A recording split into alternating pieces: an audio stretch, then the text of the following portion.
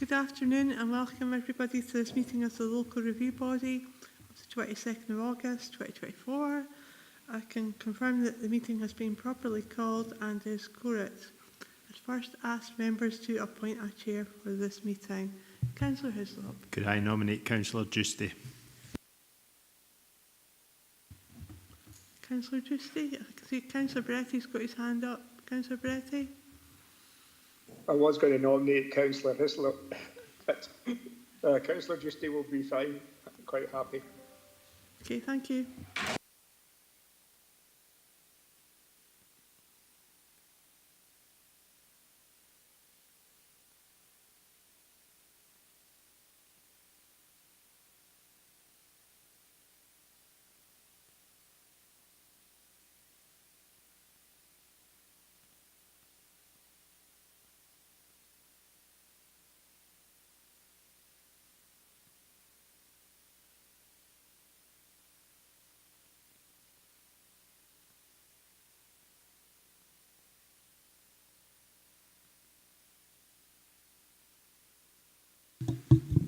Good morning, members, and welcome to this meeting of the LRB. This meeting is being live streamed and recorded, and the recording will be made available on the Council website for public listening. Remote participants, please follow the good practice guidance, which includes muting microphones and switching off your video when you're not addressing the meeting, writing speak in the Teams chat function when you want to contribute. No material should be posted in the chat function if it is intended as a part of the discussion. The usual standing orders apply, including that votes will be taken by roll call.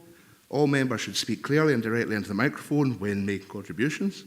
And when referring to reports, please provide reference to the relevant page and paragraph to allow everyone to follow.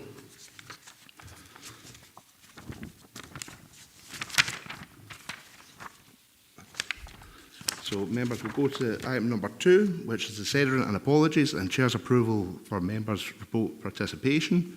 Claire, can you provide the Sederant and apologies, please? Okay, thank you, Chair.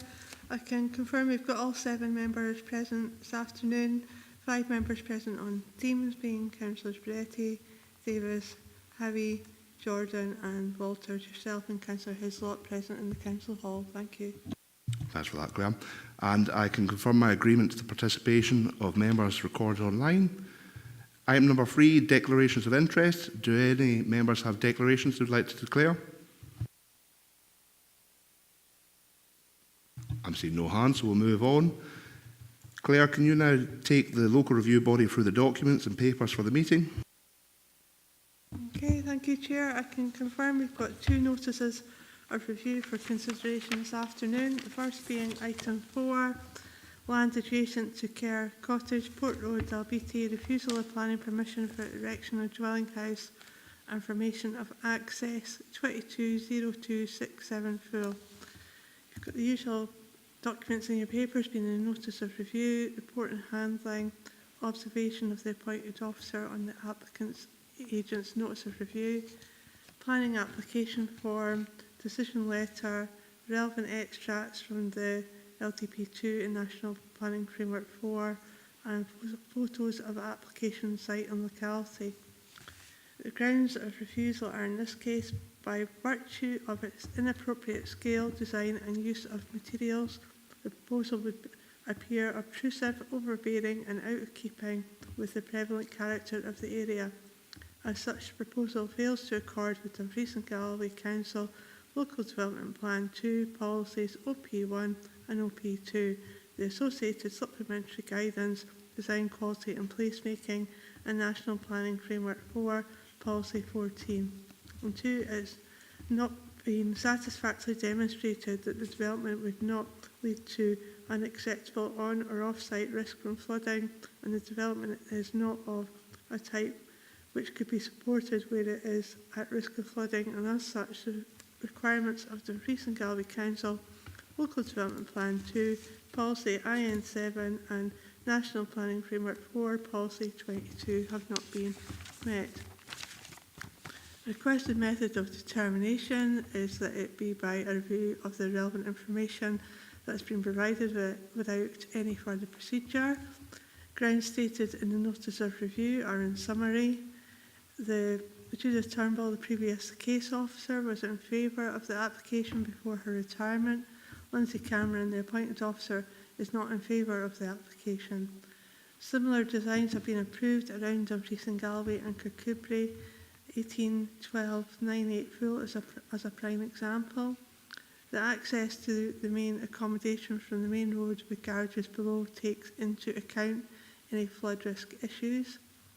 A house was recently approved and built on Graignere Road, which had no mention of FRM or SEPA. Additionally, there is expressed concern about the length of time taken to make a decision, but this relates to the service the customer has received rather than the merits of the local review body case, so should be pursued separately through other channels. You have the relevant development plan policies, in this case being OP1, OP2, OP3, H1, IN7, IN8 and T2. There's also a reference to the relevant supplementary guidance being reducing carbon emissions in buildings, design quality and placemaking, developer contributions, flooding and development, and surface water drainage and sustainable drainage systems. In the National Planning Framework 4, relevant policies are 1, 2, 3, 4, 9, 14, 15, 16 and 22. So the main issues for the local review body to consider are: would the proposal fail to comply with the terms of the development plan? In particular, does the proposal fail to accord with LDP2 policies OP1 and OP2, the associated supplementary guidance on design, quality and placemaking? Would the proposal fail to accord with the terms of MPF4 policy 14? Specifically, would the proposal, by reason of its proposed scale, design and use of material, appear obtrusive, overbearing and out of keeping with the prevalent character of the area? Would the proposal fail to comply with the terms of the development plan? In particular, does the proposal fail to accord with LDP2 policy IN7 and the associated supplementary guidance on flooding and development? Would the proposal fail to accord with the terms of NPF4 policy 22? Specifically, would the development give rise to an unacceptable on-site or off-site risk arising from flooding? Is the development of a type that could be supported if it is found to be at risk of flooding at this location? And if it is not considered that the proposal does not accord with the terms of the development plan, are there a set of material considerations of sufficient weight to justify a departure from the terms of the development plan? If so, on what grounds would such a decision be made? What reasons would members give for such a decision if it was considered that the proposal departs from the terms of the development plan? How much weight would members wish to give to the comments provided by the applicant's agent on the submitted notice of review on page 19 when making their decision? And if members are minded to reverse the appointed officer's decision and instead grant planning permission for this proposal, what set of conditions and reasons would members wish to see attached, if any? And if members are instead minded to vary the terms of the appointed officer's decision and make reference to the relevant determining development policies beyond those stated within the delegated report and decision notice, what changes to the specific reasoning for the decision would be required and which additional policies, if any, would be referenced? So, having outlined the documents within your papers, it now falls to the LRB to determine whether it has sufficient information to consider the review. It's confirmed there will be no representations from any party heard today. You have the following options. You can decide you have sufficient information before you to determine the review today. Request further information in the form of written representations. The LRB would be required to state precisely the information it was seeking and who must provide it. Resolve to hold a hearing, again specifying who would be invited to speak and on what matters. Resolve to hold a site visit, accompanied or unaccompanied. This can be done in conjunction with any of the above, but would obviously not allow a decision to be made today. And if the LRB resolves it has sufficient information and that no further procedure is required, then the local review body has the full powers to uphold, reverse or vary a determination. The decision notice will include a statement of the terms on which the planning authority has decided the case reviewed. Your planning advisor present at your meeting in relation to this case and the one that follows, it is confirmed that he has not had any involvement in this case or prior to the submission of the notice of review, and he was not the case officer or the appointed officer for this application. He is purely here to provide the independent advice as needed on matters of planning, policy, law or process to the local review body. You also have a solicitor present here today, and she will act independently if the local review body require any specific advice on matters of law. So if members are clear and no further clarification is required, I will ask the Chair now to lead the debate and in the first instance to lead the LRB through the agenda papers together so you can decide if you have sufficient information before you to make a determination today. Thank you, Claire. So, members, we will move on to item number 4, which is Kerr Cottage. It's not in this paper in this. Go straight to item 5. Just one second.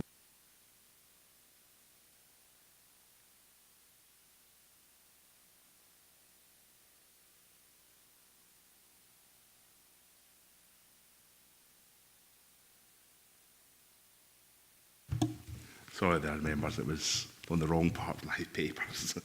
So, members, item number 4, land adjacent to Kerr Cottage, Port Road, Dalbeattie, refusal for planning, permission for erection of dwelling house and formation of access, 22/0267/full. Index of contents, members will go through the index of contents, and I'll invite you all to raise your hands as you've got questions. So we'll go to part 1.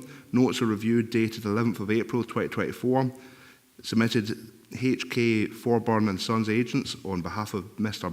and Mrs. Billy Gibson, the applicants. Received on the same day, pages 17 to 21. Do members have any questions? I'm seeing no hands, and I'm seeing a head shake in the room. Part 2, report handling determined under delegated powers and related correspondence, pages 25 to 53. Any questions, members?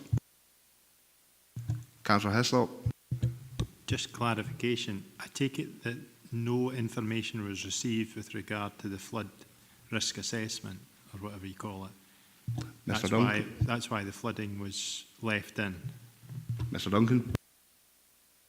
Thanks, Chair. I may be skipping about the agenda here a wee bit, but if you look at the observations of the appointed officer, so that's pages 57 to 58 that you have in front of you, it mentions the flood risk at 1.3 and also at 1.4.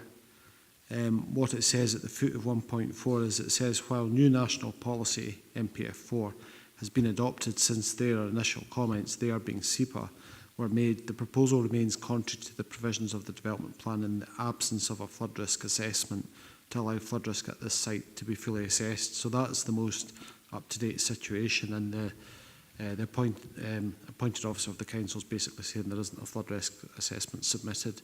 So that's the situation as I read it. Does that satisfy the question, Councillor Haslett? Yes, so just make sure that it hadn't come in since the papers were written or anything. Thanks for that, Councillor. Councillor Walters? Just a couple of questions on page 25 and 26. It mentions this allocated housing site, DBTH205. So, and is that the land directly behind the proposed development site? I couldn't see. It says it's adjacent to, but it doesn't. Presumably it must be, because there's the road in front, and then there's a. I wonder if you could get clarification on that. And secondly, on page 26, there's the thing about the open watercourse which runs through the development site. Presumably, does that run through the neighbouring sites as well? That's right, because that seems like a fairly reasonable thing to ask, because one of the one of the reasons for the person coming back is saying, well, the sites on either side are similarly sort of risk of flooding. That's right, Councillor. That's me, yeah, thanks. Thanks, Councillor Walters. Robert, have I skipped a part of this? Would you have given us a presentation that would maybe answer a couple of those questions that were in there? I'm able to present pictures of the site at any point you want to, Chair. I mean, the pictures are in there, so I can do that as well. But sorry, I'm happy to answer the questions that have been put there if you want me to do that first. Well, if we answer the questions and then we'll take a wee look at the site on the picture, sorry. Okay, thanks. In relation to those two questions that have arisen, your best reference point is probably there's a block plan and a location plan on page 71 that have been submitted by the applicant. Now, if you look at the right-hand one, the location plan to scale of 1 to 50, you can see the application site outlined in red. There's an adjacent house that was built fairly recently, outlined in blue, indicating same ownership. And then you have a house at the corner of Port Road and Craignare Road. I mean, the junction you've got there is a traffic lighted or traffic lit crossroads, if you want to call it that. So when you're looking at the allocated housing site, that is to the west of the application site. So when it mentions that LDP2 housing site allocated for 60 units, it's to the west in that area there. I'm fairly sure at the moment that's an open agricultural field. With the water course, your better reference is probably to the more detailed block plan, which is described as a site plan on the submission. Again, that's page 71. It's not immediately clear to me what the situation is in relation to the water course. I mean, you can see the proposed route of drainage from the downpipes and so on and so forth, and the fill drainage too on that site plan, but I can't see about the water course. So I'll try and have a look at that. Maybe it might come out in the slides, but I can certainly have a look at OS maps, but I'm going to have to do a wee bit of digging there before I can give you a definite answer about that. But I will look into that, Chair. That's for that, Robert. Do we have any other questions while Robert looks into that?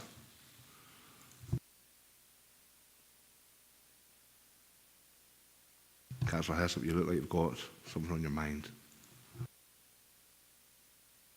It's just, I think if the FRA had come in, we would have seen site levels as well, because they might be slightly higher as the other one. It doesn't actually give us that information, and I think they'd asked for that through the plan. So if I'm looking concerned, it's just, that's what I was thinking. Thank you, Councillor Hessop. Well, we'll give Robert a wee bit more time, but I'll move on to number 3 on my list here, which is observations of the appointed officer on the applicant's agent's notice of review, pages 57 to 58. Do we have any questions on that aspect of the report?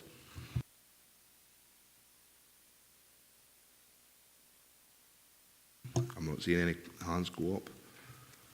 We'll move on to part 4.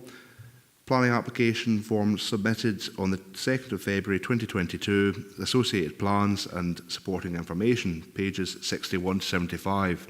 Is there any questions, councillors?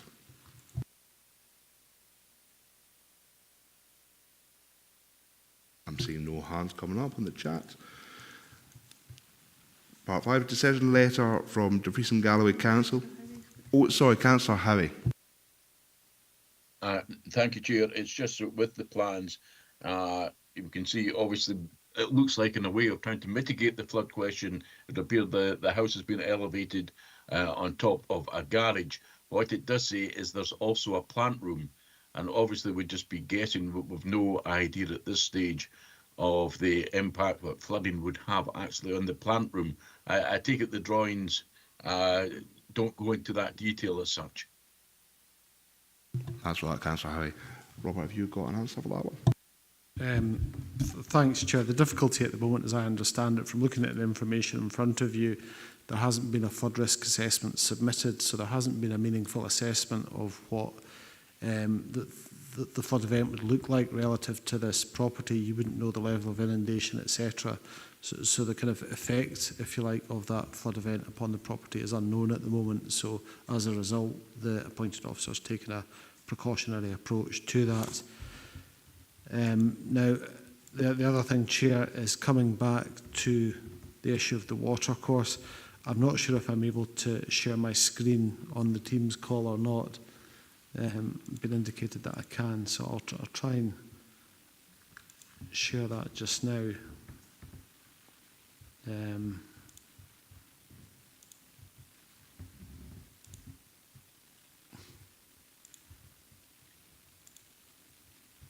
Okay, this is from our own GIS system that we have available on the council, and if I zoom in further than this, the position of the watercourse disappears. But on the left-hand side, you can see what looks like a ditch, which does affect the application site in the sense it's located next to it, but there's certainly no sign of an actual watercourse going through the application site. You can see the river on the opposite side of the road away to the east there in Dalbeattie, but when you're looking at the application site, it doesn't look like there's an actual watercourse through it, and I hope that helps, Chair. Thanks for that, Robert. Councillor Walters, does that satisfy your question from earlier? Yeah, well, yes and no, because it indicates where the watercourse is running, but it does say that on page 26, DGI indicates an open watercourse running through the proposed development site. That's why I was sort of interested to see where it was. And the fact that it's running down, it appears to be running down the back of the two neighbouring properties and on that property, which isn't what it says. It says there's a watercourse running through the development site. That's one of. I suppose I'm perhaps, I've got concerns about it because of the lack of the flood management report. But okay, but it does answer my question. Thank you. That's for that, Councillor Walters. Councillor Howie, you had a question and Robert gave us an answer. Was that satisfactory for yourself? Yeah, I don't think Robert could answer it any other ways without the flood risk report being available. Thanks very much, Councillor Howie. Councillor Bretty? Yeah, thank you, Chair. It is in relation to what Councillor Walters said about that stream. Could Robert please put up that Ordnance Survey map again? And can he zoom in a little bit further? Robert?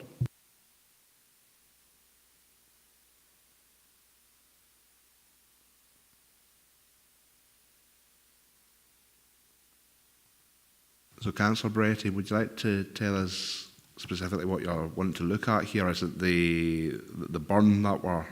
No. He's got obviously the system is going from one type of representation to another, but the OS looks and I can see the blue line on the OS, which looks as if it's going underneath the road at some stage on the 710. Now, if I look at that and I look further down on the next grid reference between the N and the T, there is a section of stream which goes into the main river. And I'm wondering whether or not at some stage there's been a culvert put underneath that area of road and ground to divert the water away from where it is on the map where it says the A7, so A where it says A, and it is then being channeled down to that stream. Now, clearly, an Ordnance Survey map will not give that kind of detail, and the only way you're going to actually be able to find it is physically to go there and look for it. If that channel has been damaged, we're not going to be able to know at this stage. So that is, to me, quite clear that there is an Ordnance Survey, and they don't usually get it wrong. So the water channel is there, but it doesn't suddenly disappear. It has to go somewhere. And to me, the only way it seems to be going is underneath the road and then reappearing where it says the N and the T and the L and then back into the mainstream.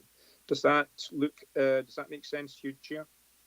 I think I get exactly what you're saying, Councillor Bretty. I'm also questioning when I look at that water course or that apparent water course, it comes straight off of the Craignair Road.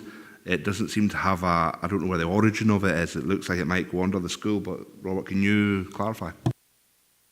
I mean, certainly I'm speculating here, but my reading of it is similar to Councillor Barretti's in the sense I suspect you've got a drainage channel there just at the top of the screen there, above where the school has been built. Now, the old Dalbeattie Academy, as many of you will know, was located at that particular position there before it was demolished and the new school was built. So I suspect there's maybe a culvert sinks there and then issues again on the other side of the road.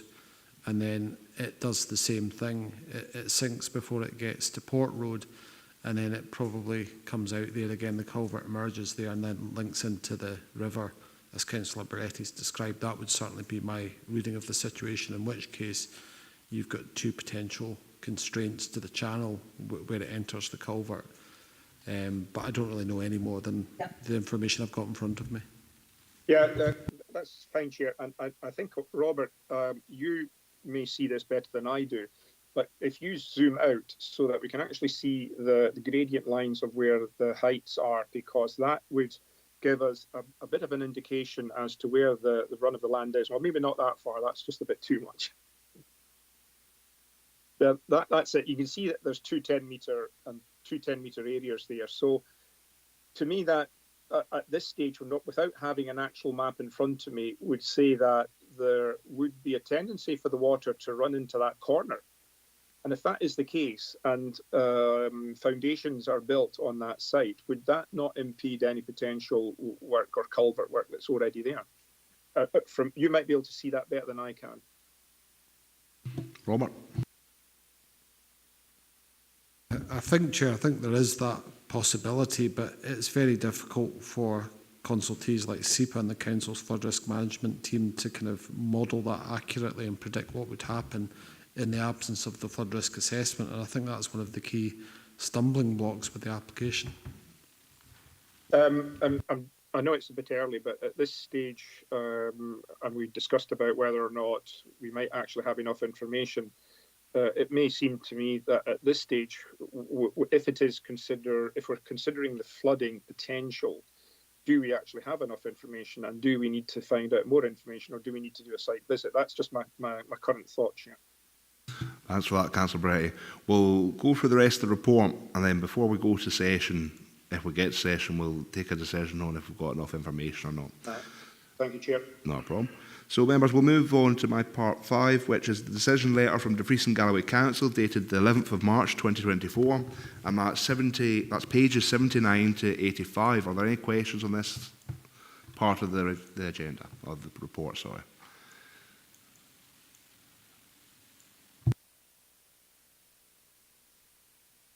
I'm seeing no hands coming up.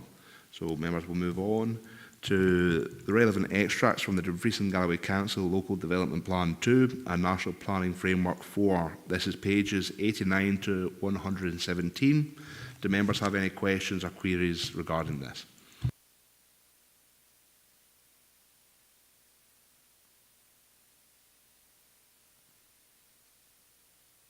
Councillor Barretti? Yeah, thank you, Chair, again. I know it does go on to page 89, we're talking about landscape and biodiversity, and I did see at one point in reference to Japanese knotweed in an earlier part of the paperwork. How might that impact landscape and development if, in fact, Japanese knotweed is there?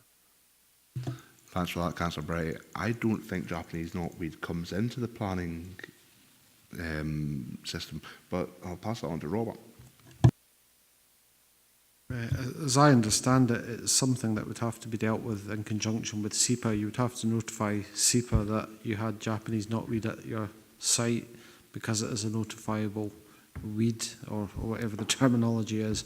But you would have to pick it up then with SEPA, and there's a kind of programme of treatment on sites which are subject to Japanese knotweed. But as I understand it, the onus is on the owner of the application site to do that if and when Japanese knotweed is discovered.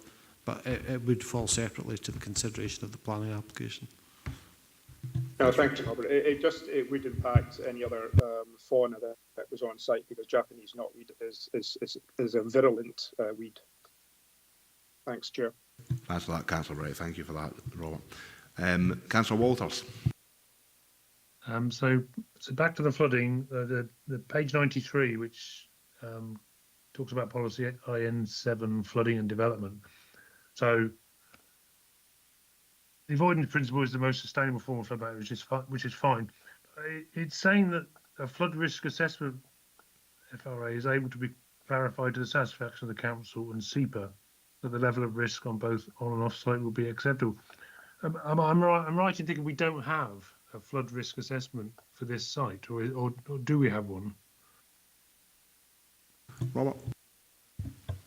Thanks, Chair. I mean, again, as per the appointed officers, the observations of the appointed officer, it's pages 57 and 58 of your papers. And when I look at that, this obviously postdates the submission, the notice of review submission.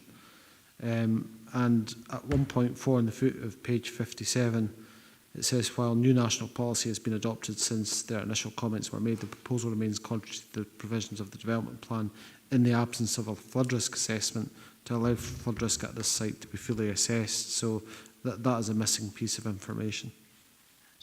So sorry, is that something that the council should have provided, or is that something that the applicant should have proactively provided? I don't know. The obligation is on the applicant to provide that, and the applicant has been asked to provide that, but elsewhere in the papers you can see that their opinion is that they shouldn't have needed to submit that. So they don't feel it's required, but for the flood risk assessment, the onus in producing that would rest on the applicant. Thank you. Thanks for that, Robert.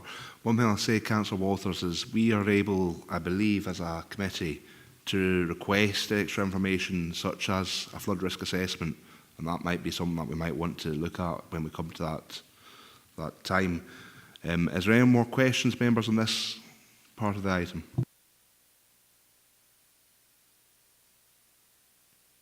I'm seeing no hands. So, members, we'll move on to the photos of the application site and the locality.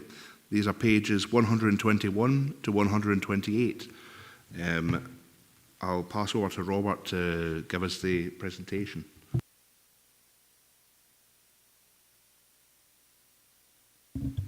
Okay, thanks, Chair. I've just been made aware of a technical difficulty with the pictures that have been available today, in the sense that the ones that are on the file don't match what's there. So what I will do is I will try and share with you using Teams the pictures that you have in your papers, starting at pages 121. Just before we go on, Robert, when you say they don't match, is that a case of they're different pictures, or are they the same pictures? There's different pictures, Chair.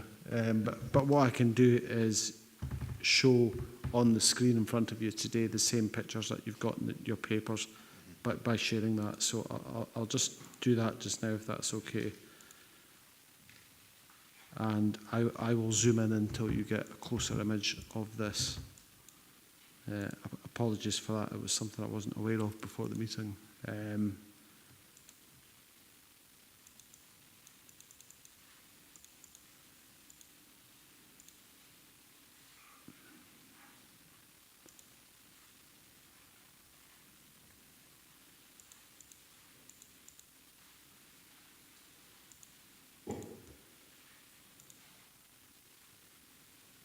Okay, so hopefully you can see that. I'll just...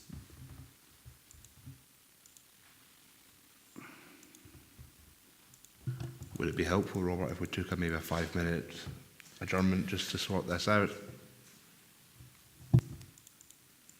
Yeah, it might be helpful actually, Chair. Thanks. Members, we're going to take a 5-minute adjournment to allow our officers to deal with the tech issue.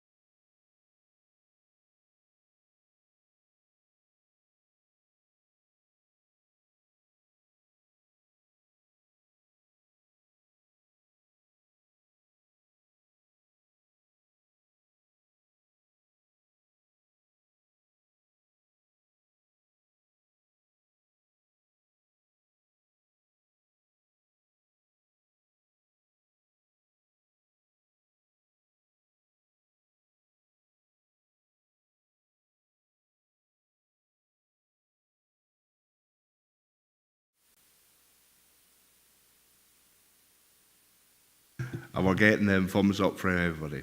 So members, we'll continue with the meeting. We had pictures of Capri in our slides. Robert? Thanks, Chair. Apologies for the technical breakdown. I hadn't updated the presentation as I had meant to, but fortunately I can rely on the pictures that you have in the papers in front of you. So these are the same as those that you have on pages 121 to 128. So the first image that's on the screen in front of you and also on Microsoft Teams is a view from Port Road. So this is to the east of the site. It's to the front of the site, looking in a westerly direction to Craignere Quarry. You'll see the house in the background being built, which is now completed. So the application site is the one in the foreground, just behind the Harris fencing and the low dike. So moving now to the next picture, this is picture 2. Port Road again, it's to the front of the site. It's looking more in a northwesterly direction, so you can kind of see, just about make out the transmitter mast in the background.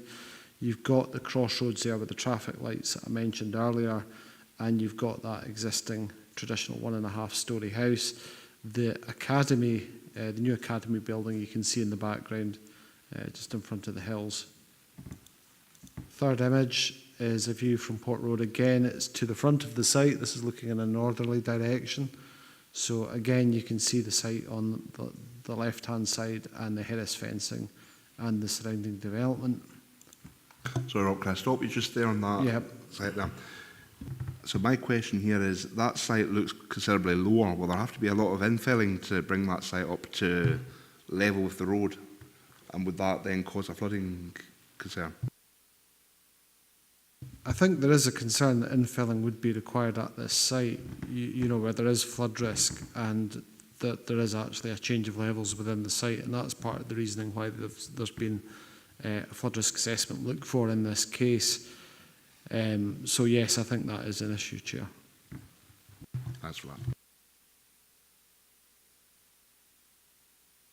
Sorry, the third image is a view from Port Road to the front of the site. This is looking north.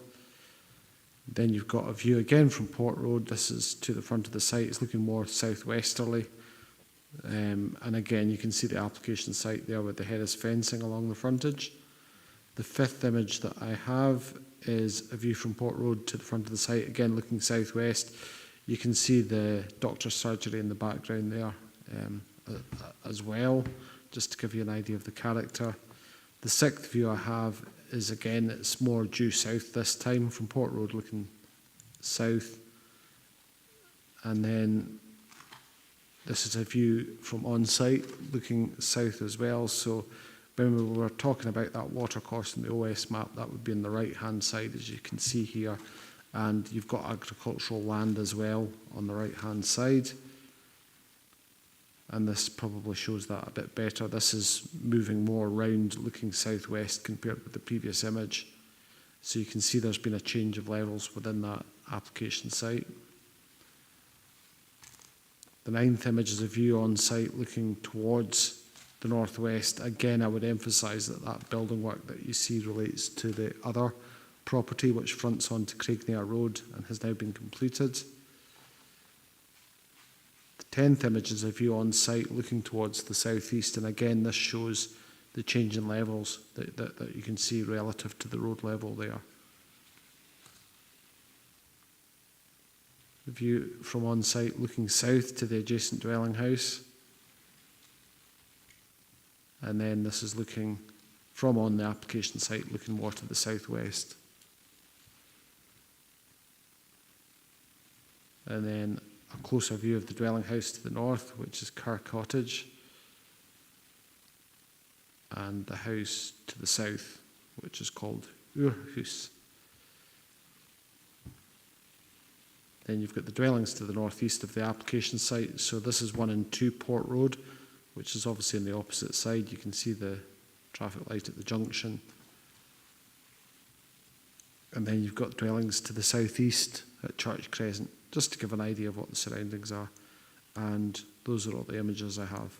Thanks, Chair.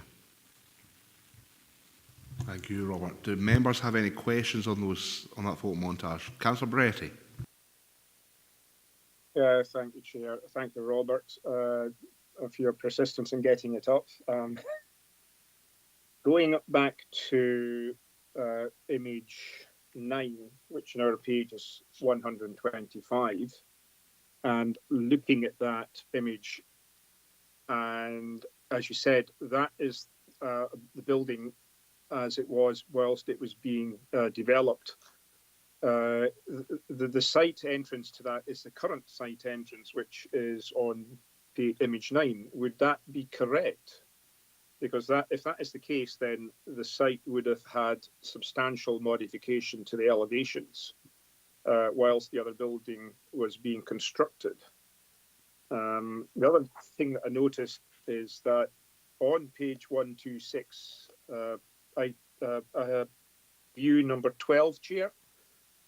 You can see down in the middle centre, you can see a little bit of greenery, which would give you a little bit of an indication as to the original level of that ground, where it's the bottom of that low level wall. So this site must have had substantial earthwork moving before it's even started building. So a lot of this is not, this is all done since the building has started. Now, my point might be, and I think the chair already asked, what level would it come to on the road? And I have seen a reference at some stage within the documentation that said that as you come out the front of the house, the walkway to the pavement would be at the same level. Now, if that is the case, there would need to be substantial digging out.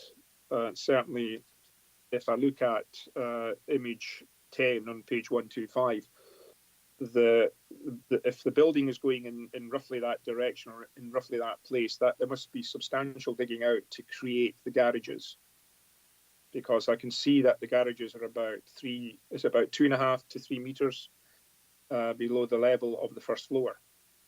Would that be accurate? Robert? Thanks, Chair. The first point about the image 9, which is on page 125 of your papers, that's a view from the application site looking northwest. So when you see the development happening in the background, when you look at the location plan on page 71, that is the newly built house on Craignere Road. So that has been completed now. So that isn't actually the development within the application site that you're looking at. That's the adjacent house that was recently built, which fronts onto Craignere Road. But in other respects, when you look at images 12, for example, and you look at image 11 as well, and various other images, you can see that there have been level changes within the application site. Now, the question as to whether or not the proposal means that there would be level changes is best addressed by looking at the typical cross-section you've got on page 75, and that shows the garage level, which is lower, and also shows the cross-section there with the foundation. And the upper level is shown as a lounge and an office bedroom at that point in time, and you can see the balconies and the walkways. It seems clear to me, looking at those cross-sections, and also the elevational details that have been submitted, that it does require excavation to actually implement the development at this site, and that's part and parcel of it. Again, looking at the location plan and the site plan on page 71, the only thing I really have is there's a datum point there in Port Road, which is the pavement, which is indicated as plus 100. This is looking at the site plan on page 71. And then I've got the proposed house finished floor levels as being plus 100 metres. But I don't see any information that has existing and proposed site levels, unfortunately, nor do I have anything that has existing and proposed cross-sections within the application site to show existing and proposed levels. So there's not much information to go on there, but clearly when I look at it, when I look at the application site, and when I look at what's proposed, you are looking at the requirement for quite substantial excavations from what would have been the original levels to build this proposed house. Yeah, thank you, Robert, and thank you, Chair. Yeah, looking at, as Robert said, page 75 and the cross-section of the garage detail, given the height difference, this would indicate from this design feature that they would have to excavate quite a bit of the ground And it goes back to what the point that Councillor Walters and myself brought up about the potential of would it upset the watercourse, because this would indicate that they're going to have to go down substantially below the original level of the ground to get the foundations in, if from this design feature. I don't know if Robert would agree with that, because that height level of the balcony towards the paved area of the road is, I can't actually tell what the numerals are on this page because it's so small. I can't read it, but it does look as though it says 2.4 or 2.6 meters. So could you verify that? I mean, the way I'm reading the levels information that I've got in front of me in this case, which is quite limited, again, going back to the site plan on page 71, you've got a datum level from the pavement on Port Road of being plus 100 metres, and that's notional. But the proposed house finish floor level, so that is, if you like, ground floor level, not the basement level, is the same. It's plus 100 metres. So basically, the habitable part of the house, that level is the same as the pavement opposite. So when you're building effectively a level below that, being the garage as a kind of basement, then my reading of that is, yes, there is excavation involved to the original site levels to achieve that. But again, what's been submitted with the application doesn't actually show existing and proposed site levels, either as spot heights or contours or cross sections. So it's not massively helpful, but that's my reading of it. To basically implement that design with the garage as it is would require excavation of original site levels. Yeah, no, thank you very much, Robert. And I think it was Chair who said about the plant room, because then that would put the plant room in the same space as the garage, and if the garage did in fact flood, so would the plant room, if there was any flooding. But thank you, Robert. Thank you, Chair. Thanks for that, Councillor Bretty. Thanks for that, Robert. One of the questions I had on the back of that, actually, Robert, was, so do we have anything in here? I haven't noticed if we do. What is the roof height of this compared to the surrounding buildings? Is it higher or is it lower or equal? Thanks, Chair. I would need to look that up and come back to you as soon as I've got an answer, if that's okay. Thanks for that, Robert. Do any members have any other questions?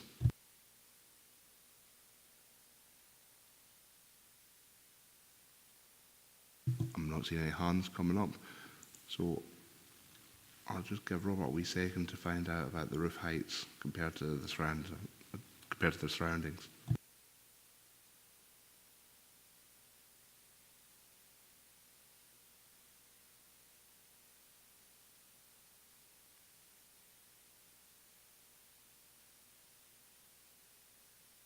Thanks, Jim. I'm just looking for a height, if you like, showing the kind of apex of the roof above finished floor level, but I don't really have anything to hand. The closest thing I have is on page 73. You can see from the proposed floor level at the garage up to the roof apex is shown as 9.415 metres.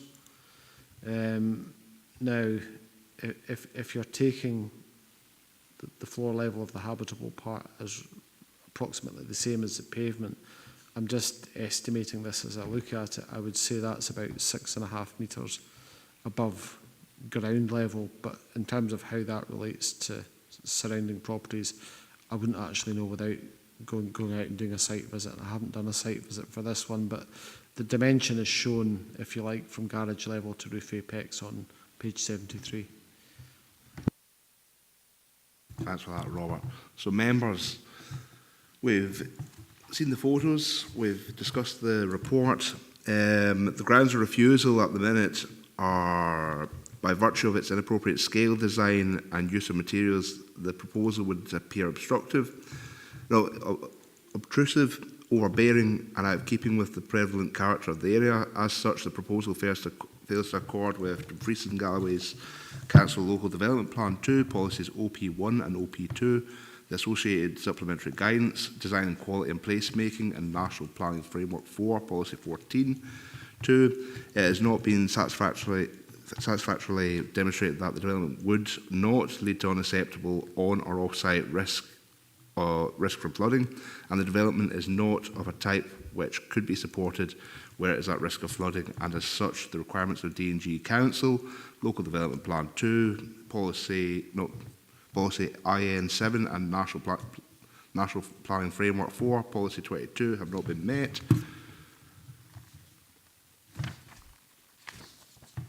B, the requested method of determination on page 20, the applicant has asked that the review be dealt with by means of a review of the relevant information that have been provided without any further procedures. I've got a note here. Do members have sufficient information to take this decision today, or would we like more information? Councillor Howie? Chair, as you alluded to yourself, I think we're really going to struggle without a flood assessment in place. I don't think we can judge, make a sound judgment without that being before us. So in that view, I do not think that we have sufficient information in front of us today. That's right, Councillor Howie. Councillor Hislop?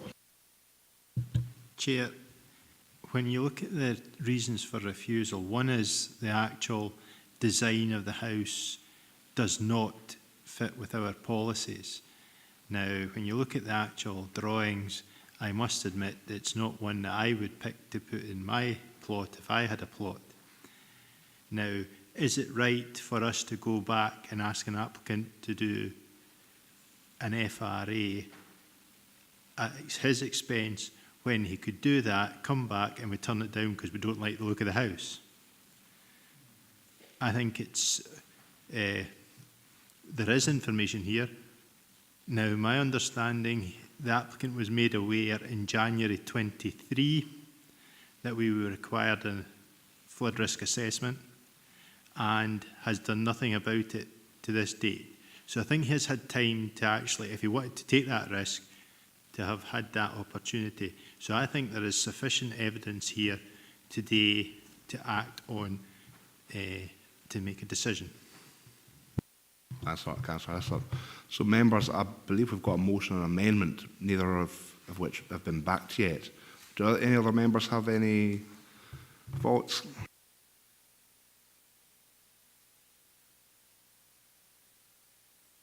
Councillor Walters? Although I have concerns about the flooding risk, I think I would support Councillor Hislop's contention that we have got sufficient information because the refusal is on the two things. It's not just the one. It's not. If it was only the flooding, we might say, well, yes, but it's the flooding and it's the design and it's also the lack of information about how far down the site slopes, because we've obviously struggled to do that because there seems to be a bit of argument about how big the property will look from the road, for instance, whether it will look like a 2-story or 1-story. So, yeah, but yes, I think we have got enough information, so I'd be happy to support Councillor Hislop's amendment or motion, whichever it is. That's right, Councillor Walters. Any other members?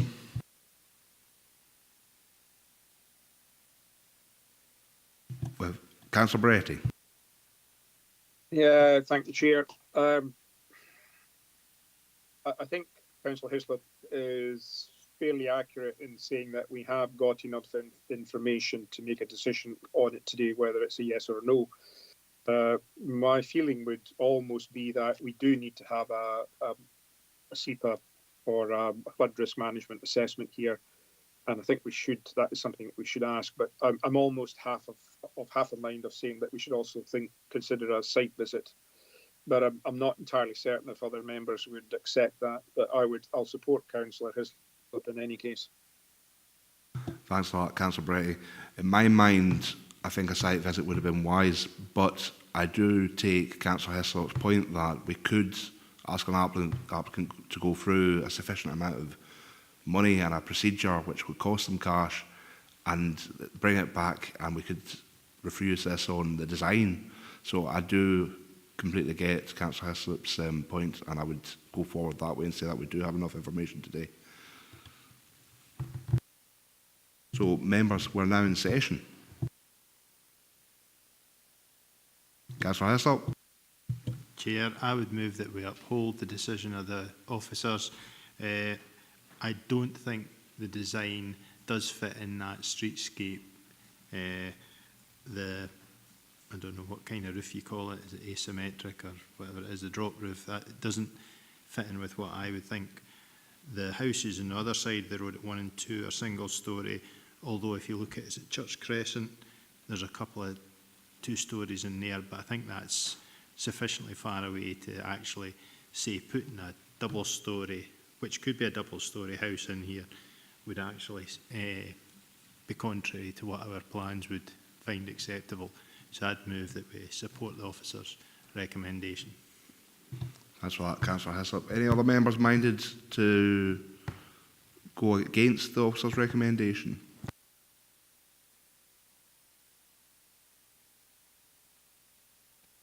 I'm seeing no hands up, so members, this committee has decided to uphold the officer's decision. And Clerk, would you sum up, please? Okay, thank you, Chair. I can confirm that the local review body have agreed to uphold the decision of the appointed officer and refuse the application for the same reasons as set out in the papers. Thank you. Thank you, Claire. So members, moving on to item number 5, land to the rear of the Murray Arms Hotel, Ann Street, Gatehouse at Fleet, refusal of planning permission for siting of a chalet for use as a holiday accommodation, retrospective 2023/2144/full. Members, I'll pass this on to the Clerk. Okay, thank you, Chair. Again, you've got the usual documents in your papers, the notice of review, the report and handling, observation of the appointed officer, planning application form, decision letter, relevant extracts from LDB 2 and National Framework 4, photos of the application site and locality.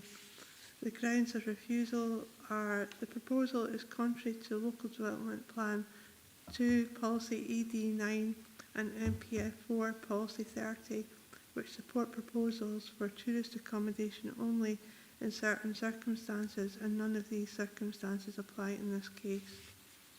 By virtue of its design, the proposed chalet would not relate well or be sympathetic to local built forms and the conservation area, and would not contribute positively to a sense of place and local distinctiveness.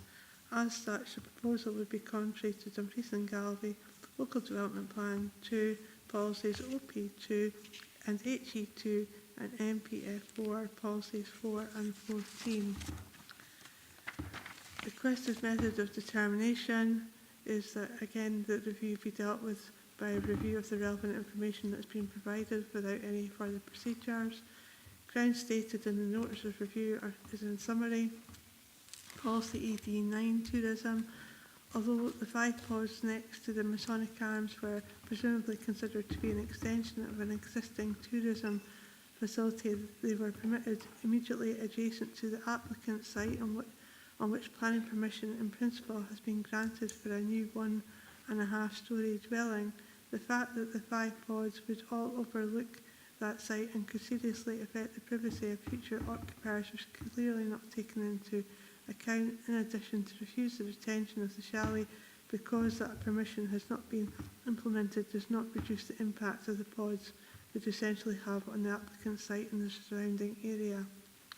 Policy OP2, design quality and placemaking. While the individual pods are smaller than the chalet and they were regarded as being an unacceptable contemporary design in the conservation area, this does not allow for the fact that together they would be much larger than the chalet. They also share the same access with the chalet and are set on land with the same levels, yet no objection was raised concerning flood risk. Although the report accepts that the timber cladding would be acceptable both on the pods and the chalet because of Inglewood nearby, all the sites lie to the rear of High Street and Ann Street and possess no intrinsic character of their own, which possibly led the council to approve the 1.5-storey dwelling and garage on the land. This approval in principle clearly recognised that any development on this land would have no detrimental effect on the character or appearance of the conservation area, which would thereby be preserved. While the planners may not have liked the chalet sited on this land, it would have no greater impact on the conservation area than the approved dwelling house or the approved pods. In fact, while the approved pods would be easily seen from the main entrance, the chalet is well set back, out of sight and well screened from High Street, so it has no detrimental effect on the character or appearance of the conservation area. Flood risk and surface water flooding. Although the submitted block plan suggests that there will be land raising to gain the access to the site, this has now been found to be incorrect because the existing levels remain unchanged as they are on the adjacent Sonacarm site. The only difference lies in the hardcore that has been laid to facilitate access to land. This has been explained to the flood risk management team, who raised no objection to the permitted 1.5-storey house and detached double garage, provided adequate soakaway facilities were installed, and which this application seeks to confirm. In the penultimate paragraph of their email dated 22nd of November 2023, the flood risk management team suggests that manhole number 3 shows land raising to 1.5 metres, which is factually incorrect. The ground level at this point is existing access level of 10.31 metres, where the ground level at manhole number 1 is existing level of 9.74 metres, as shown on the site and chalet section drawings. This also shows the line of the existing levels from 10.31 metres down to 9.74 metres, so no actual land raising has been or will be carried out. The reference to the drive being raised is incorrect, as previously mentioned, because only hard core has been laid on the existing levels. Despite recent heavy rain, this gravel bay site is never flooded, so there are no grounds for suggesting that there is any flood risk or surface water flooding with the retained chalet any more than would have occurred with the approved house. As there has been no changes in level, there can be no conflict with policies IN7 and IN8. Roads and access. No objections subject to conditions have been raised by the Council's Roads Department on the access arrangements of the B727 High Street, and no proposed amendments to the existing road. However, in the design and access statement, the applicant has already objected to the suggested conditions as being unreasonable and unfair on the applicant, because they put the onus on him with no similar works imposed on the owners of the adjacent land who share that access. Conclusion. In the light of the approval of 5 tourism pods on the adjacent site, there can be no objection to a tourism use on the applicant's site, while their design would be no better related to the character or appearance of the conservation area, which will essentially be preserved in both cases. As set out above, there has been no land raising in the land, and existing levels will be retained, which will comply with policies IN7 and IN8. So the flood risk objection cannot be sustained. The conditions suggested by the Roads Department are unreasonable and unfair. Although the application is retrospective because the applicant could find nowhere else to store the chalet, this application complies with the relevant policies in LDB2, and permission should be granted subject to any reasonable conditions the Council may wish to impose. You have the relevant development plan policies in your papers: OP1, OP2, ED9, ED10, ED11, HE2, NE1, NE2, IN7, IN8, IN9 and T2. You also have reference to relevant supplementary guidance being design quality and placemaking, reducing carbon emissions in buildings, gatehouse of fleet conservation area character appraisal, flooding and development, surface water drainage and sustainable drainage systems, and historic built environment. For National Planning Framework 4, the policies are 1, 2, 3, 4, 7, 13, 14, 18, 22, 27 and 30. So the main issues for the local review body to consider are: does the proposal fail to comply with the terms of the development plan? In particular, does the proposal fail to accord with LDP2 policy ED9 and NPF4 policy 30 in principle by reason of its use? Does the proposal fail to comply with the terms of the development plan? And is the proposal contrary to LDP2 policies OP2 and HE2 related supplementary guidance and MPF4 policies 4 and 14, specifically by virtue of its design? Does the proposed chalet not relate well or be sympathetic to local built forms and the Gatehouse of Fleet Conservation Area? And does it fail to contribute positively to a sense of place and local distinctiveness? And if it is not considered that the proposal does not accord with the terms of the development plan, are there a set of material considerations of sufficient weight to justify a departure from the terms of the development plan? If so, on what grounds would such a decision be made, and what reasons the members give for such a decision? If it was considered that the proposal departs from the terms of the development plan, how much weight would members wish to give to the comments provided by the applicant's agent on the submitted notice of review form on page 143 when making their decision? How much weight would members wish to give to the comments provided by third-party representatives when making their decision? And if members are minded to reverse the appointed officer's decision and instead grant planning permission for this proposal, what set of conditions and reasons would members wish to see attached? And if members are instead minded to vary the terms of the appointed officer's decision and make reference to the relevant determining development policies beyond those stated within the delegated report and decision notice, what changes to the specific reasoning for the decision would be required and which additional policies, if any, would be referenced? So again, having outlined your papers, it again falls to the LRB to first consider if we have sufficient information to consider the review. Again, you have the same options before you as outlined for the previous case today. And again, you've got your planning advisor present for this case. Again, it's confirmed he's not had any involvement in this case prior to submission of the notice of review. It's not the case officer or the appointed officer for the applications here purely to provide independent advice as needed on matters of policy, law or process to the LRB. And again, you've got a solicitor present who will act independently as required. So the members are clear and no further clarification is required. Again, ask the chair to lead the debate and in the first instance lead you through the agenda papers for this item to decide if you have sufficient information before you to make a determination today. Thank you, Claire. I don't envy you for all that reading.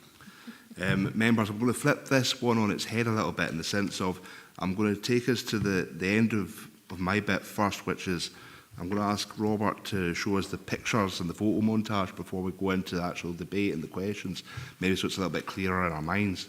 Robert, can I invite you in to give that slideshow, please? Thanks, Chair. Certainly, I mean, again, the images you're about to see replicate those that are within your papers. I don't know the specific page numbers in this case, but they're exactly the same as what's there. I haven't visited the application site myself, so these have been provided to me, as have the captions. So the first slide you can see on your screen and on the team's screen is the application site. The chalet you can see is in situ. You've also got the location plan on page 201 and the site plan on page 203, which might help make sense of these pictures as we move through them. So that's the first image. The second image is a view showing Inglewood to the northeast. So that is the timber-clad property. And you can see the surrounding landscape within Gatehouse. So this is actually within the conservation area itself. The third image I have is a view showing the Masonic Arms on the left-hand side there with the flat-roofed extension to the right of this image, and the location of the planning application site 211597 FUL, which is on that grassed area there. Again, it's cross-referenced on the site plan on page 203. The next view I have is a view, again, it's showing the Masonic Arms to the left-hand side here. The Murray Arms is in close proximity on the right-hand side of this image. So this is showing the kind of the access routes to the rear of these properties as well as the application site. Fifth image I have is showing the access road into the site from the public road. And the Murray Arms this time is on the left-hand side.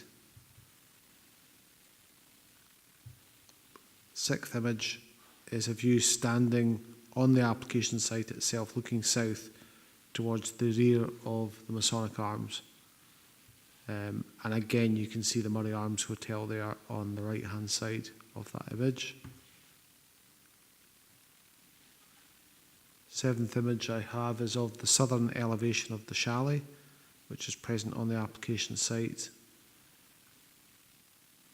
The eighth image is a view standing on the application site looking towards the northwest.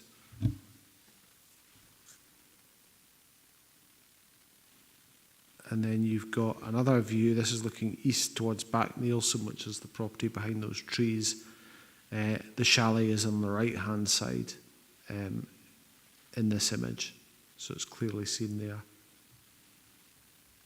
And that concludes my presentation. Thanks, Chair. Thank you for that, Robert. Members, do we have any questions on the photograph montage? Councillor Beretti. Yeah, thank you, Chair. Thank you, Robert. Page 261 in my book, and it is the item 6, and you could also see item 3 on the previous page. Looking at 203 and the site markings and the pods that have come up previously in another application, I'm assuming that that section of ground there behind Masonic is where the pods are going. Robert. Yes, Chair, that's my reading of it. When you look at the block plan it's described as on page 203, you've got the application site there outlined in red on the left-hand side. You then get a broadly T-shaped access arrangement coming from the High Street, which is in the bottom left of that image. So when you look at the right-hand side, so that is the land immediately adjacent to it, that is planning application 211597 FUL, which shows the 5 pods that are proposed as part of that permission. Thanks for that. Thank you, Chair. Yeah, I'm just looking at that. I know you've taken the pictures first to give us a little bit of orientation of the site, but there was one thing from the site, something that was mentioned earlier, that it was mentioned that the chalet, this was the only place to park it. And I'm just thinking, did someone actually drop it into place, or was it built there? Because it doesn't look as if you could have brought that in on the back of a truck from looking at the site entrance, because the site entrance on page 2, sorry, the second image on page 259, say that there is no way that a vehicle would be able to reverse back into there. Would that be right, Robert? I'm not sure, but looking at it, it looks like a prefabricated chalet that probably arrived in 2 separate pieces and was then assembled on the site. But I don't have that information. That's me kind of looking at it and assuming that's the type of structure it is. And it might have been delivered to the site on that basis. But certainly in one piece, no, you wouldn't have been able to get that in the back of a lorry to that site, I wouldn't have thought. Right, okay, well, thank you very much, Robert. Thank you, Chair. Thank you, Councillor Beretti. Do we have any other members with any questions on the photographs that we've seen? I'm not seeing any hands going up, so members, I'm going to go back to my first part of that index of contents, which is the notice of review dated 19th of April 2024, submitted by John H. Martin, agent on behalf of Mr. J. Stewart, the applicant, and received on the same day. These are pages 135 to 143. Do we have any questions, members?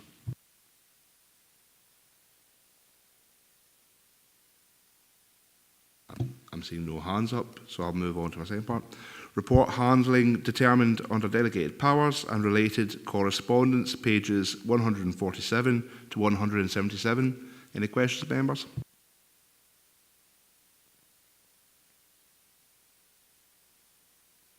And we have no hands showing. Part 3, observations of the appointed officer on that. Oh, sorry, Councillor Barretti. Sorry, Chair, my finger is too dry and I have to touch the screen about 6 times for it to operate. You were saying about the last section. I do believe that there's an objector's letter in there at some stage. I'm actually trying to find it. That refers to the hedge. And the objector, if I can find it, said that he had no objection if certain safety features were put in to protect the hedge. I don't know if you can remember that, or if you've seen it, Robert. Robert? Chair, I'm just looking through the representations. I think it may be the representation that appears in your papers on page 157. Yes, it does. That's correct. 157. And apparently he said that the hedge has suffered numerous occasions where it has been, I'm assuming it has been run along the sides of vehicles, depending what type of vehicle it is and depending how old your vehicle is and how much you appreciate it. But it looks as if the hedge has suffered damage, and I think the suggestion by the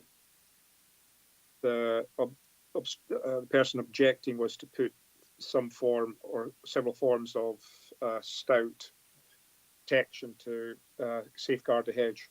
I'm just making sure that is accurate. And Chair, when I look at the representation at the bottom of page 157, that was the one that came in on the 12th of November 2023. So that was part of the original consideration of the planning application.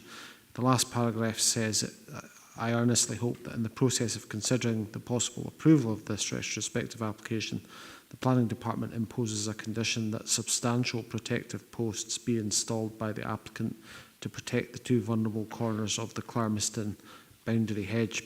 Clarmiston's the neighbouring dwelling house. And then at the top of page 158, they've indicated 2 locations, A and B, where they think those posts should be located. Yeah, thank you, Chair. I'm assuming that the person who's put this objection in has clearly understood that, or has noticed that when some vehicles enter, the turning circle is not sufficient to enter the site, which would mean that they could be brushing up against the hedge and damaging it. But thank you very much, Robert. Thank you, Chair.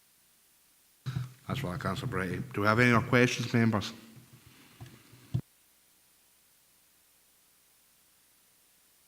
I'm seeing no hands going up. So members, we're on to the observations of the appointed officer on the applicant's agent's notice of review and further comments from representatives. Pages 181 to 185. Any questions, members?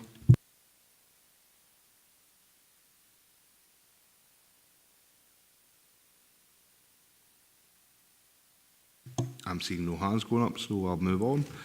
Planning application form submitted on the 6th of October 2023, associated plans and supporting information, pages 189 to 213. Members?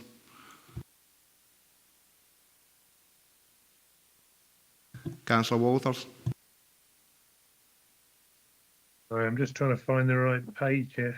200 and... Oh, right. So I'm looking at the plan for 203.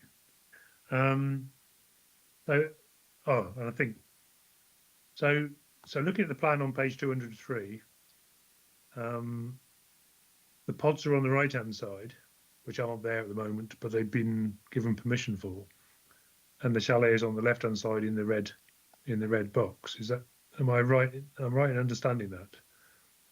Robert? Thanks, Chair. The red box is the application site, so the image you saw with the chalet situated there, that's the application site. When you actually look at the access, it comes from the high street. So when you're looking at page 203, that is the road at the bottom of the page. And then you've got this kind of T-shape. So you've got the access coming up from the high street, and then it goes along to the application site. And it also goes along in the opposite direction towards the Masonic Arms. So it kind of ends in a T-shape, so that, if you like, there's an opportunity to turn there. And again, that was shown in the pictures. You're right, the application site is located there, but those pods haven't been implemented. Councillor Wallace, sorry, did I interrupt you before you were about to go on further? No, that's fine. Thank you for that. Thanks for that, Robert and Councillor Wallace. Do we have any other questions, members? I'm not seeing any hands going up. So we will move to decision letter from the Dumfries and Galloway Council dated the 5th of April 2024. And this is pages 217 to 220. Do we have any questions, members?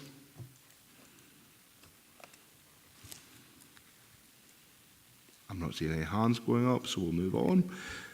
Relative extracts from the Dumfries and Galloway Council Local Development Plan 2 and National Planning Framework 4, pages 223 to 255. Do we have any questions, members?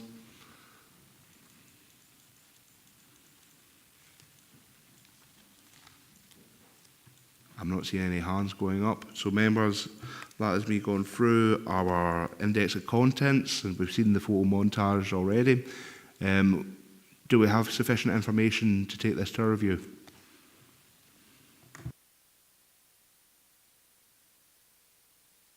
Councillor Walters. Yeah, I would suggest we have got sufficient information, and we should just make a decision. Thank you, Councillor Waters. Councillor Bretty. Yeah, I would think we have sufficient information, Chair.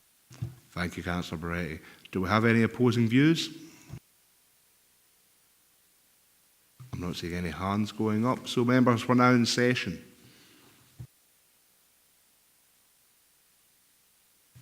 Councillor Walters. My thing is the crux of it seems to be, is this going to have an effect on the conservation area, and is it going to have more of an effect on the conservation area than the pods? Because in the report on the officer's report, Mr. Sutty basically says that the design of the chalet is less satisfactory than the designs of the contemporary pods. I'm not sure whether that's something that we could back up, really, to be honest. Obviously there's some design features which you can say are incorrect for a conservation area, but if the pods fit in with the conservation area, I think it's difficult to argue that the chalet doesn't. That's how I'm starting off, anyway. Thank you, Councillor Waters. Is there any other members with thoughts on this one? Councillor Hyslop. Chair, I'm sympathetic to that sort of view. However, that is based on it meeting ED9, which I would say it clearly doesn't, because is there 5 different tests to see if it meets the, I think it's ED9, for the whether it's part of an existing holiday complex, tourist attraction, extending, etc. So it doesn't actually meet that. So the hotel, I suppose, and the pods would give it some, if the pods had been coming for the hotel, that gives it some reason to actually implement those pods.